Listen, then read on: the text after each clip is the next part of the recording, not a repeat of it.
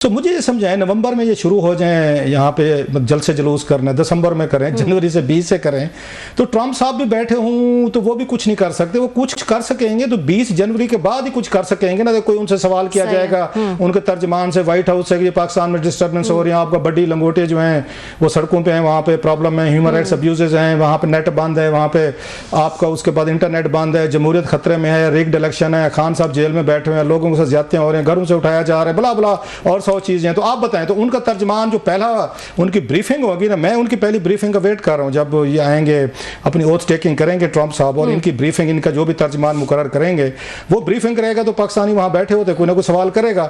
उस सवाल की टोन से आपको अंदाजा हो जाएगा कि ट्रंप साहब जो है पाकिस्तान में इमरान खान साहब को कैसे हैंडल करना चाहते हैं, इनकी प्रायोरिटीज में है या नहीं है, एस्टेब्लिशमेंट, आर्मी चीफ, हमारे प्राइम मिनिस्टर वगैरह, blah blah company. So let's wait for 20th, मेरा ये व्यू है। उसके बाद उनकी पॉलिसी समझ में आएगी जब ये ट्रंप साहब आएंगे वहां पे। अब 2-3 और भी ऑप्शन है ट्रंप साहब के पास।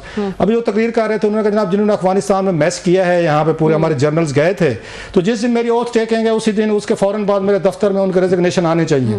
तो फिर एक ये भी आना चाहिए, वो कह दें कि जनाब के मेरा इमरान खान साहब दोस्त हैं, तो वो पाकिस्तान में हैं, तो उनकी रिहाई का परवाना भी मेरी टेबल पे होना चाहिए ये 20 इसको जनवरी को। कहने को तो कुछ भी कह सकते हैं लोग, कहते हैं जनाब एक वो करेंगे, ट्वीट करेंगे कि जनाब, और अगेन ट्रंप साहब कर भी सकते हैं उनसे, मतलब कोई भी चीज उनकी बैद नहीं। आजकल उनका कॉन्फिडेंस लेवल तो आसमान को छू रहा है, कॉन्फिडेंस लेवल भी और अनप्रेडिक्टेबल पर्सनालिटी भी वो भी है। सो इसलिए इनको सूट नहीं करता, ये नहीं लेंगे। दूसरा ये है कि वर्कर इनका उस तरह का इन पे ट्रस्ट नहीं करता पीटीआई पे, इन्हें उनका ट्रस्ट विन करने के लिए कोई बहुत बड़ी चीज करनी पड़ेगी। ये बहुत इंपॉर्टेंट है ना कि क्या इतने नंबर निकाल भी सकेंगे वो कि कुछ कामयाब वो कर सकें। हम पिछले प्रोग्रामों में भी बात कर चुके हैं, और जो स्टेटमेंट्स आई हैं जैसे सलमान अकरम राजा साहब की आई हैं, वो तो इतने कॉन्फिडेंट नहीं नजर आ रहे थे। वो तो यही कह रहे थे जब तक हमारे पास इतने लोग जमा नहीं हो जाते हम कोई तहरीक नहीं ला सकते, हम कुछ नहीं कर सकते।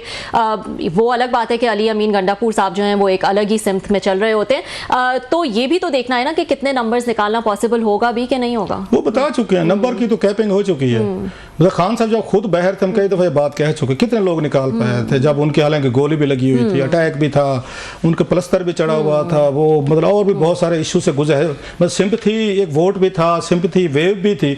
उसके बावजूद वो जब आए थे 2022 में, यहाँ धरना करने आए थे जनाब से मुनीर साहब की जब अपॉइंटमेंट हो रही थी, तो उस वक्त भी वो इतने बड़े बंदे नहीं निकाल सके थे, आपको याद हो। बल्कि उन्होंने जलसे को उन्होंने वहां बैठे बैठे वो कर दिया था, और उसी में उन्होंने ऐलान कर दिया था, वो इस्तीफे लेने आए थे कि हम इस्तीफे लेंगे, इनकी हुकूमत करेंगे। वो केपीके और पंजाब हुकूमत तोड़ के उसी में चले गए थे। तो उनके अपने वजीर कहते थे भाई साहब वो तो छोड़े, हम तो यहाँ पे उनसे इस्तीफे लेने आए थे। खान साहब ने ऐलान करके चले, उन्होंने ऐलान पे बैठ के हमारे इस्तीफे ले लिए थे। सो बेसिकली अभी तो डेट दे के खुद फंसने वाली बात है कि कोई ऐसी सूट नहीं करते। मेरा 2-3 चीजों को, एक तो मैंने ट्रंप साहब को बता दिया, इनको सूट करेगा once he is in the saddle, सही, अगर once he is in the command, वो वहां व्हाइट हाउस बैठे होते हैं, ओवल ऑफिस बैठे, फिर आप ये करेंगे, आपको सूट करता है कि यहाँ से रोला डालें, उधर से अपने लोग एक्टिवेट करें, जो जुल्फे बुखारी साहब को वहां लंदन से डैश करें, वो पहुंच जाए, उस पर करें सारे। दूसरी ये है इनके पास इस वक्त चीज है कि लोगों का एतमाद विन करने वाली बात है, क्योंकि पिछली दफा जो आए थे यहाँ पे ये धरना लेके अली अमीन बहुत बड़ा डेंट पड़ा है, उन्हें नहीं एहसास इस बात का, बहुत बड़ा डेंट पड़ा है। मैं तो 1-2 और उनके वर्कर्स की देख रहा था जिनको पेशावर में पुलिस वगैरह ने मारा है जल से जुलूस का। उन्होंने कहा जनाब हम पंजाब जाए, वहां से पंजाब की पुलिस से कुट खाते हैं, इस्लामाबाद जाए, इस्लामाबाद की पुलिस से कुट खाते हैं, पेशावर में हम कोई जुलूस निकाले वहां पे कुट खाते हैं, हमारा काम कुट खाने रह गए। उनका वर्कर था बड़ा करीबी, मैं उसकी वीडियो क्लिप देख रहा था। सो उनका एतमाद लेवल जो पिछली दफा इन्होंने वर्क फ्रॉम होम कराया है ना, ये बांग्लादेश मॉडल लाना चाह रहे थे कि 8-10 हज़ार बंदा ले इस्लामाबाद की सड़कों पे छोड़ दो, जिसका जिधर मुंह समाये वो जाके पहुंच जाए, और वो बैक फायर किया है। और वर्कर उनका सियाना निकला है कि उसने यहाँ इस्लामाबाद में ट्रबल नहीं किया, आग नहीं लगाई, कोई हंगामे नहीं किए। जो उनका मकसद था कि अली अमीन गंडापुर साहब गायब हो गए, वजीर आला गायब हो गया, अभी आपका इतना बड़ी प्रोवोकेशन तो हो नहीं सकती थी। अच्छा, अली अमीन साहब के हवाले से बड़ी, क्योंकि आप बात कर रहे हैं, इंटरेस्टिंग स्टेटमेंट ख्वाजा आसिफ साहब की मैं उस दिन सुन रही थी कि उन्होंने दी है। उन्होंने कहा कि वो तो कॉम्प्रोमाइज्ड है, ठीक है, वो कुछ नहीं कर सकते, और इमरान खान जो है वो ये जानते हैं कि वो कॉम्प्रोमाइज्ड है, उनको इसीलिए रखा हुआ है कि वो कोई जो है रास्ता निकालें, कोई राब्ते करें, कोई बेसिकली उनके वर्ड से कि सहूलत कारी करें। तो ये एक सेटिंग जो है वो उन्होंने रखी हुई है। इस पे थोड़ा सा बड़ा ये अहम चीज है। अब आप सियासत को आप भी समझते हैं, हम भी मतलब है इसको फॉलो कर रहे हैं बड़े अरसे से। अब ये वो फिलर्स होते हैं, इनके लिए लफ्ज छोड़ा जाता है, उर्दू में होते शुरली, इंग्लिश में होते फिलर। हाँ, ये फिलर छोड़े जाते हैं। अब ख्वाजा साहब ने ये वो छोड़ी हुई है मशहूर। अच्छा, इनके ये जब अपोजिशन में थे और जनाब मुशर्रफ साहब ये पावर में थे और ये बहर थे, एग्जाइल में थे, तो उस वक्त ये शेख रशीद साहब ऐसी शुरलियाँ छोड़ते थे। और ये शहबाज शरीफ से हमारा रब्ता हो गया, वो हमारे बंदे से खुफिया मुलाकातें कर रहे हैं, हम मैंने नवाज शरीफ साहब कर रहे हैं, फलां बंदा ग्रंटर है, वो दरमियान में। रीज़न क्या होती है कि अपना वर्कर जो है ना इनका, उसको डिमोरलाइज करेंगे। अब किसके पीछे लगे हुए हैं यार, ये तो खुफिया मुलाकातें कर रहे हैं, ये तो झुकने को तैयार है, बिकने को तैयार है, फौजियों से मिलते हैं, सीक्रेट एजेंसी के लोगों से मिलते हैं, आपको मारे पटवा पटू के निकल जाते हैं, ये खुद मजे कर रहे हैं, तुम लोग सड़कों पर मारे खा रहे हो। सो लीडरशिप से डिस्टेंस करना होता है, उनको आपने उनसे हटाना होता है, वो कहते हैं मुतनफिर करना होता है। ये हर पार्टी के साथ होता है। बेनजीर भुट्टो साहब के भी साथ होता था कि वो देखिए अमीन फ़हीम साहब जो है वो जनाब मुशर्रफ के लोगों से, उनके ग्लैडिएटर से, मस्कीटर से मुलाकातें कर रहे हैं, और बेनजीर भुट्टो साहब जो है उन्होंने सख्त लाइन लिया, गुड का बैड का खेल रहे हैं, तो उनके वर्कर को भी डिमोरलाइज करना चाहते। अब वही जो स्ट्रेटजी इन पे अपनाते थे शेख रशीद एंड कंपनी और लोग भी थे, या कि तो वही वाली ख्वाजा आसिफ साहब इन पे आजमा रहे हैं। होता क्या कि ये कंप्रोमाइज्ड हैं, क्यों? ये फौजियों से मिलते हैं, ये सीक्रेट एजेंसी से मिलते हैं, ये डील करने की कोशिश कर रहे हैं।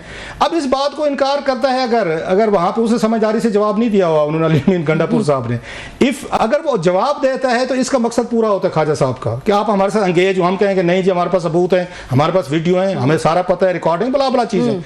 सो आपने जो उनका वर्कर है पीटीए का, क्योंकि पीटीए का इस वक्त उनको मैसेज दिया, नैरेटिव बना हुआ, हम ना फौज से बात कर रहे हैं, ना हम एजेंसियों से बात कर रहे हैं, ना हम बिकते हैं ना झुकते हैं, डट के खड़ा है कप्तान, हम तो कहीं नहीं जा रहे, हम तो अगर हमारा कप्तान तो 20 साल का 100 साल जेल में बैठने को तैयार है, ऊपर से फिलर आता है, वो भाई साहब आपको तो बंदे मिले हुए हैं। हर बंदा यही बात करता है। आप नोट करें कि पीटीए के 90% 100% लोग मिले हुए हैं, कंप्रोमाइज्ड हैं, और ये जनाब फौज के साथ भी मिले हुए, खान साहब को धोखा दे रहे हैं, खान साहब ये कर रहे हैं।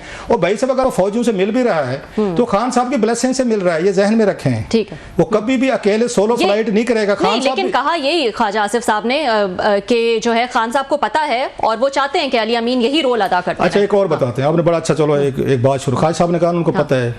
बस very shortly because we have to go on. अच्छा, लास्टली सर, इस वक्त की बात है कि जब यहाँ पे जनरल कियानी साहब ये थे, आर्मी चीफ थे, ये वापस आए थे, नवाज शरीफ साहब ने, कंपनी पीपल्स पार्टी का दौर था, और सीओडी साइन करके आए थे कि हम अपोजिशन के दिनों में हम जाके जर्नलों से मुलाकात नहीं करेंगे। ये बेनजीर भुट्टो साहब, नवाज शरीफ साहब ने 2006 में वहाँ रहमान मलिक के घर पे साइन की थी, एक डील साइन की थी। बेनजीर भुट्टो साहब वो डील करने के बाद वो जाकर जनाब मुशर्रफ से दुबई खुफिया मुलाकातें कर रहे थे। जरा कमिटमेंट लेवल देखें इनके, ये साइन करके सीओडी करने के बाद खुफिया मुलाकात की तय ये हुआ था कि जर्नलों से मुलाकातें हमने खुफिया नहीं करनी, ना नवाज शरीफ साहब करेंगे ना बेनजीर भुट्टो साहब करेंगे।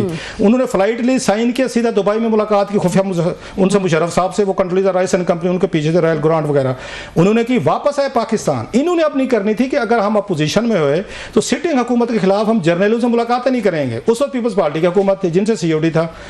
यहाँ शहबाज शरीफ साहब और चौधरी निसार अली खान साहब की दर्जनों खुफिया मुलाकातें हुई उस वक्त जनरल कियानी साहब से, जिसको बाद में चौधरी निसार अली खान साहब ने कंफर्म किया जब सामने हमारे तारिक अजीज साहब हैं, हमारे रिपोर्टर हैं, हमारे इसके चैनल के बड़े जबरदस्त, उनकी खबर थी।